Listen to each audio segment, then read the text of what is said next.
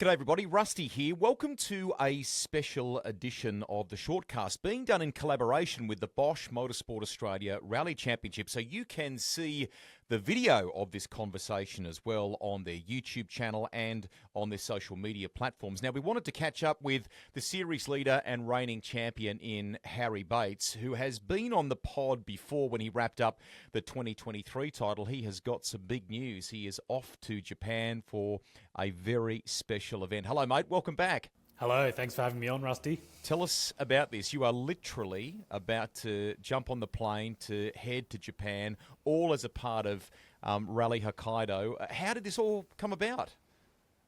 Yeah, that's right. Incredible opportunity for me to do some rallying on the other side of the world, and it feels very special to be given the opportunity. Really, it all came about because Toyota Japan, or the Toyota Gazoo Racing based out of Japan, were very keen to do a round of the Australian Rally Championship, and we saw the first part of this collaboration happen at the recent Rally Gippsland, where a young driver by the name of Nao Atake competed in his GR Yaris that they actually brought over from Japan, and he did very well, finished up third in the Production Cup part of the Australian Rally Championship, which was a great result for them. And then the second part of this deal or this collaboration is for us to head over there and for me to compete in the Rally Hokkaido. I think this has been badged by them as a kind of mutual exchange program. Is this the kind of thing they're doing in other places around the world, or are you pioneering this opportunity? Yeah, we're really like the pilot. So it's something that Japan came to Australia about almost 12 months ago, actually. So the conversations have been happening for some time, and they're very, very keen for, I guess, what they're doing with Gazoo Racing to be seen as far more than something in each individual region, but as something more of a global partnerships and something that they can do on a broader scale. So for me, I guess the big benefit is I get that international experience. I'm able to go and do a really famous rally in Hokkaido, and it's a great opportunity for my career and for the whole team here at Neil Bates Motorsport. It's a pretty cool thing, and we're looking forward to it. In the same breath, it was really good for the Australian Championship to have Nao Atake there at the Gippsland round of the Championship. Bit of work though for the Neil Bates Motorsport team in the lead up. Unfortunately, the Aussie roads kind of bit hard in the days beforehand, but the way he rebounded in the event itself, I thought was tremendous. I mean, you talked about top 3 result in Production Cup. He did a super job. Yeah, that's right. Yeah, their event didn't start well. Now had an off on his very first run at testing at the pre-event test. So it was actually really nice in some ways to watch the Japanese team and our team here at Neil Bates Motorsport work together to get that car going for the event. And I think the Japanese guys really felt the hospitality from our side there, which was a nice thing for everyone who was involved. And as you mentioned, now then went on to get some really good results in the event on the Sunday in particular on the tighter stages, which probably suited his Yaris more. He was actually getting close to Molly Taylor on stages, which was great not only for him but also for the likes of Molly and Bodie Reading, the sort of front runners in our Production Cup here. I think it was really good to have someone from overseas keeping them honest. So even though he, didn't have the ultimate pace, let's say, that Molly had, to see what he was doing with stage times by Sunday afternoon, it was really, really good. And yeah, it was sort of a nice result all round for everyone involved. From our team, we got a 1-2 in the outright sort of section of the Australian Championship, and then to have our Japanese teammates get third in the Production Cup, it was a pretty cool feeling. Right, let's get to your mission. How good? Firstly, I mean, Japan has a great spot on the WRC calendar, for example. People look forward to the Japanese event, the Japanese roads and so on. What have you done preparation-wise? What can we expect in this event? And how... I'll come to the entry list in a moment because there are some good names on there. How tough are you expecting this whole thing to be? I think it'll be pretty tough. I mean, it's obviously a part of the world I've never been to, so all new roads for me. The roads look very fast and narrow, which is typically the sort of roads I like, so I'm quite excited about what I see when I review last year's onboards and things. And part of the collaboration actually between us and Japan is that we provided now with all of the data and onboards he needed to prepare for the Rally Gippsland that he competed in a few weeks ago, and he's been able to provide me with same. So I've done a fair bit of homework already at this point. Still got a few days of homework left before I jet off to Japan, but the other benefit I've got is the likes of Chris Atkinson, Cody Crocker, Anthony McLaughlin, my brother's co-driver and teammate. So those guys have all competed in Hokkaido before. They've got lots of experience on those roads. So I've just been able to have little conversations here and there and get a few tips from them. So I'm feeling as ready as I can be, but I'm sure it'll be a big challenge. Just on that entry list, Heikki Kovalainen, winner of the Hungarian Grand Prix. He was in Formula One from, I think, 2007 to 2013. He's in there. That's really cool. Fans that have perhaps seen some of the competition around the Asia Pacific Championship will remember Toshi Arai. I think he's on the list as well. It's going to be terrific. Yeah, absolutely. It's pretty cool. I'm actually seated right near Heikki Kovalainen on the road, so I'm sure I'll get plenty of opportunities to chat to him throughout the event. And to be honest, that's one of the coolest things about rallying is when you come up against guys like Heikki Kovalainen or, I've competed against Shane Van Gisbergen in the past as well. It actually gives you 2 or 3 days to get to know that person pretty well because you end up stopping next to each other on the road quite a lot to do tyre pressures and things. And quite often in rallying, you've got 20 or 30 minutes in the middle of nowhere and there's nothing to do other than to just chat. So I'm pretty excited about that. Toshi Arai, you mentioned, he'll obviously be very quick, but his son, Hiroki Arai, is actually seated first. And I think Hiroki's sort of the guy to beat over there. He's got a lot of experience competing overseas and he's a similar age to what I am. So I'm probably most looking forward to competing against Hiroki Arai. Let's talk about something that purist rally fans will love, right? So the legend, Juha Kankkunen, is going to be there doing some running in a Celica ST185. I mean, that is a very cool machine with some wonderful history in the sport. Oh, absolutely. And look, you've got to hand it to the Japanese guys. Every single event they do, they get behind it by bringing out an ex-superstar or old rally cars to put on displays for the crowds. And that sort of thing really draws the big crowds. So it's very cool to see that they're bringing Juha over from Finland and that they're putting him in his championship-winning ST185 from back in the day. It'll obviously be cool. Hopefully I get to see it. I mean, it's one of those things when you're in the event, you don't always get to see these things, but it would be really cool to just go up and have a watch of him going around, and I'm sure he hasn't lost anything. He's actually, funnily enough, someone that Coral, my now co-driver, has competed a lot against back in the day. So, yeah, he'll be there doing display laps and Coral will be there co-driving for me. Now, speaking of superstars, I'm glad you've brought up Coral. She is thrilled about the opportunity, not just from a competition standpoint, from a cultural standpoint. I think she's really looking forward to going there. What about others from the Neil Bates Motorsport family that might come up and help you in this process? I've got to say that the whole cultural thing, Coral, is not a fan at all of any foods outside the window. So I was being facetious. She's very, very nervous. She actually rang me the other day and said that she's legitimately going to pack baked beans so that if worst case scenario, she could just have baked beans on toast for dinner, breakfast, lunch, whatever. But I've also got Dad coming over. I'm very lucky to have someone like him in my corner who can attend these sorts of events with me because his experience definitely counts for a lot. And that sort of advice is really helpful. We've got Sam, my head mechanic, coming over as well. And then Thomas Barrett, a guy who lives here in Canberra, who's actually Sam, my head mechanic's uncle, is also coming over. He has done a lot of Rally Hokkaidos as a mechanic before. So we sort of managed to get him and convince him that he should come along for the trip too. And then my wife Hayley's also coming. Excellent. Now, has this, when the schedule permits, inspired you to do maybe a little something extra on the calendar each year? You mentioned Shane Van Gisbergen before. I mean, you came to New Zealand, you took part on a kind of special mission basis in the WRC event over there a couple of years back. Are there other things that you might like to challenge yourself with? To be honest, I really hope that this opportunity in Japan does lead to more opportunities over in that part of the world. Good. I see it as a cool way to do a few more rallies a year. So that's probably one of the goals. Of course, the Australian Rally Championship's always going to be my priority. That's what I'm contracted to do, and it always ends up being my focus each year. But at the same time, it's only 6 or 7 rallies, and there's sometimes big gaps between events where I really would love to be in a car more. So I am always keeping an eye out for those opportunities, and already I'm having a few conversations about what extra things I might be able to do in 2025. So even if just one or two of those come off, that would be a great thing. And if you look at the depth of the Australian Rally Championship now, it's probably becoming more and more important to be in a car.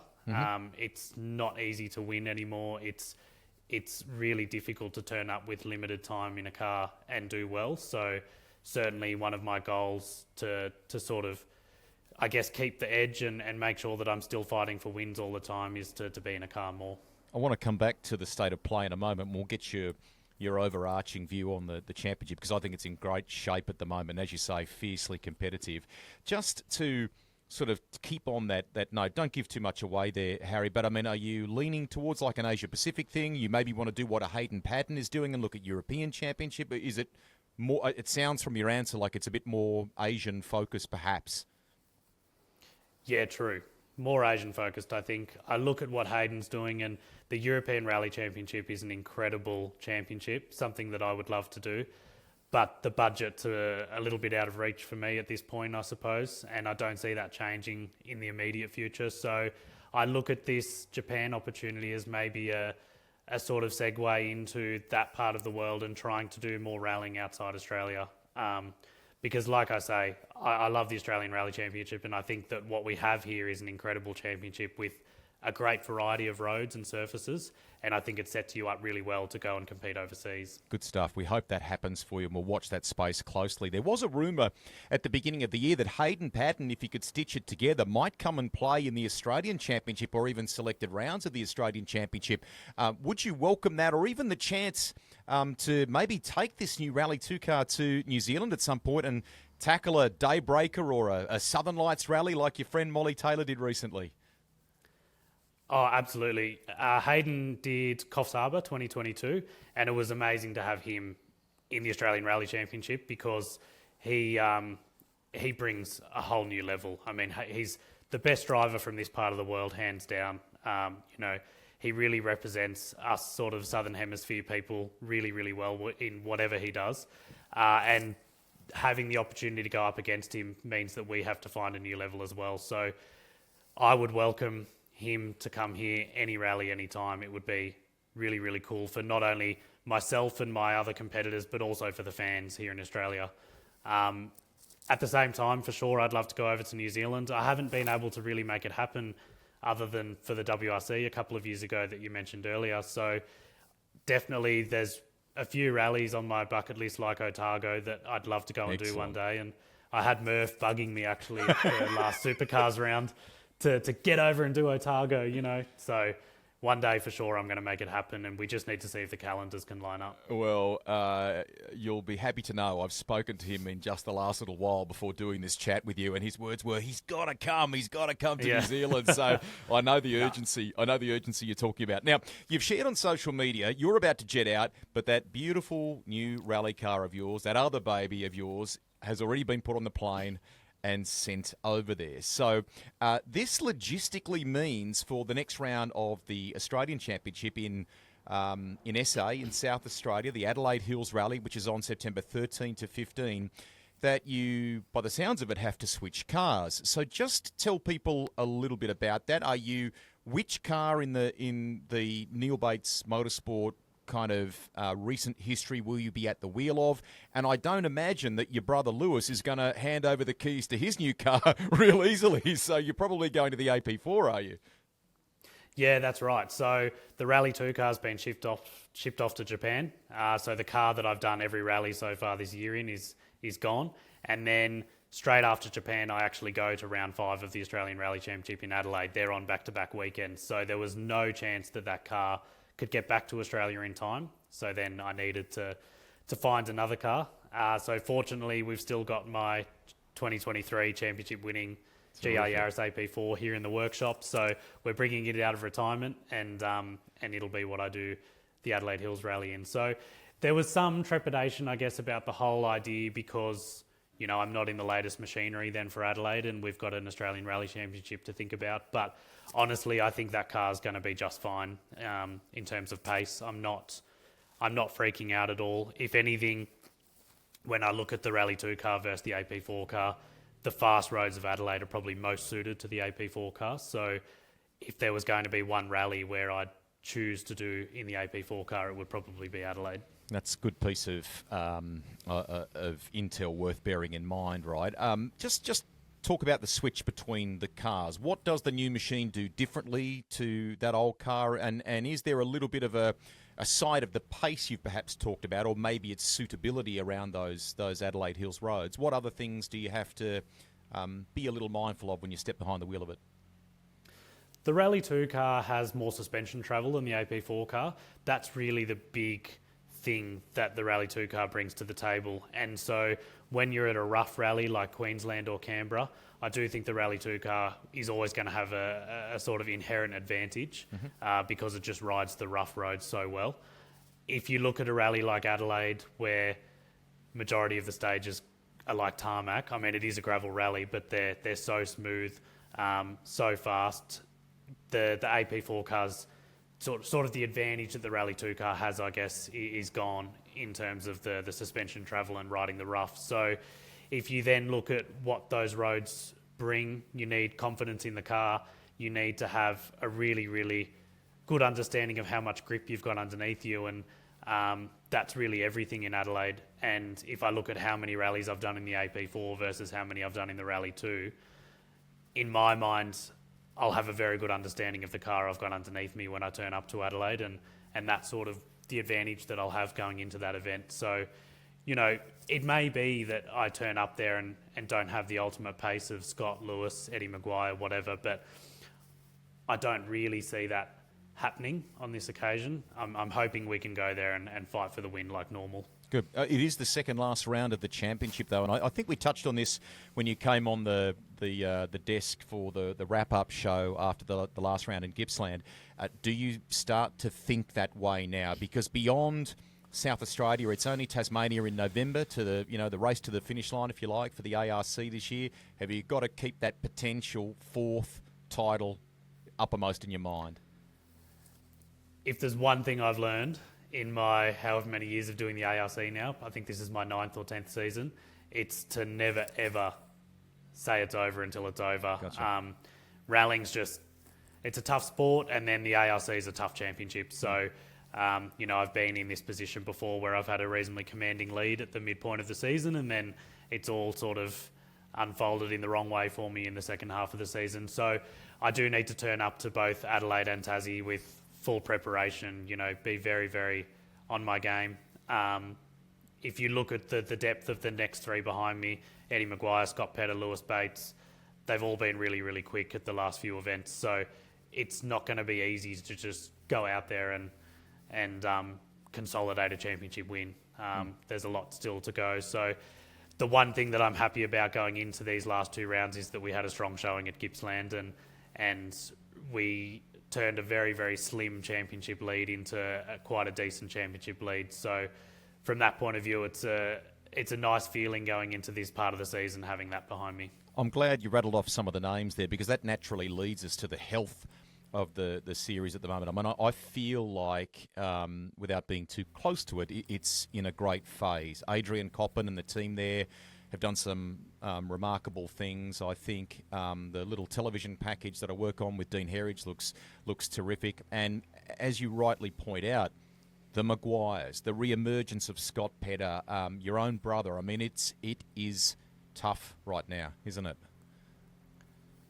Absolutely. If you look at the start list of any ARC at the moment, anyone in the top 10 could be on the podium at the end of Sunday afternoon. And that's a great position for the championship to be in. It finally means that if you have a small issue or a spin, then you get absolutely slammed in the stage sort of classification, and that's how rallying should be. I mean, it shouldn't be that you're able to get a puncture and still walk away with a second place, for example. It is tough. So to have those guys and that depth there, it's not only that they're there now, they've been there for a couple of years, but they're now sort of starting to come into their own. And I think if you look at season 2025 and season 2026, the next couple of years of the ARC, then the health of it's looking really good from a competitiveness of the field point of view, because they're all learning the events and learning their cars now. So, Yeah, I'm excited about it. The name that I didn't mention there just before probably as well was Alex Rullo. He had a really unfortunate end to his Gippsland event, the last round of the ARC, but at the time he was fighting for a podium outright. So, you know, to have those guys fighting for those sorts of results is bloody exciting, and I think that, yeah, just to have those names up there fighting for top 3 stage times every single stage is really cool. Alex has made that transition from supercars to rallying in a very short period of time. To think of him now as a player for a podium like that, I think is a really good story. Can we quickly get your thoughts on Mainfix Production Cup? You mentioned now Otake there before. We know that Molly has overseas commitments from this point in the series, but she's got the lead, the points lead of the championship. The question now is, with the way that is structured, can she hold on to that? Because people like Bodie and some of the emerging talent in that class have a really good chance in the final few rounds, don't they?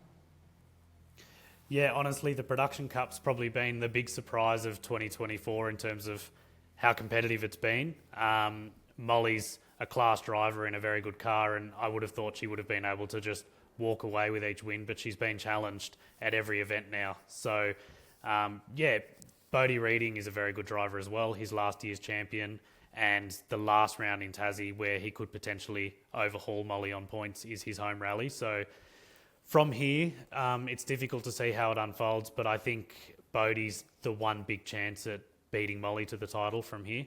Aidan Peterson's also a Tasmanian local, and he's done well in all of the rallies he's done this year in his new Subaru. So I think he'll be one to watch for sure. But we've also had Ryan Williams turn up to the last couple of events and have some bad luck, but he's another class driver. So if you look at those 4 names, I think that not only are we looking at this year's potential Production Cup winner, but you're also looking at 4 guys and girls who could step up and be outright contenders in the ARC as well, in terms of the outright competition. And I hope that one day that's what we see. Rally.com.au is the place that you go for all of the results, and you can keep an eye on everything from Junior Cup to two-wheel drive, that fantastic new one-make series that Subaru has got off to a terrific start last time out. I want to get your thoughts, though, on classics, because we've seen the Thompsons roaring around in some V8-powered Capris.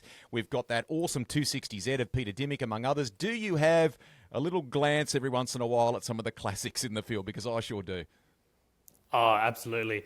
The you know, those cars that you just rattled off, the Datsun 240Z, the V8 Capris, you can hear them coming when they're coming into the service park from miles away.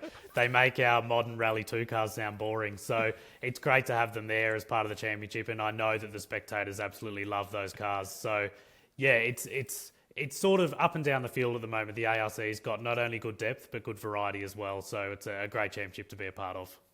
That'd be good fun. We would, on the broadcast space, we would love to see that one day. Good story. Hey, nice to catch up with you before you head out to Japan. Go well over there. Enjoy every moment of that opportunity. We know that you will. You've earned that. And have a fantastic back end of the season in the Bosch Motorsport Australia Rally Championship. Hey, thanks for having me on, Rusty.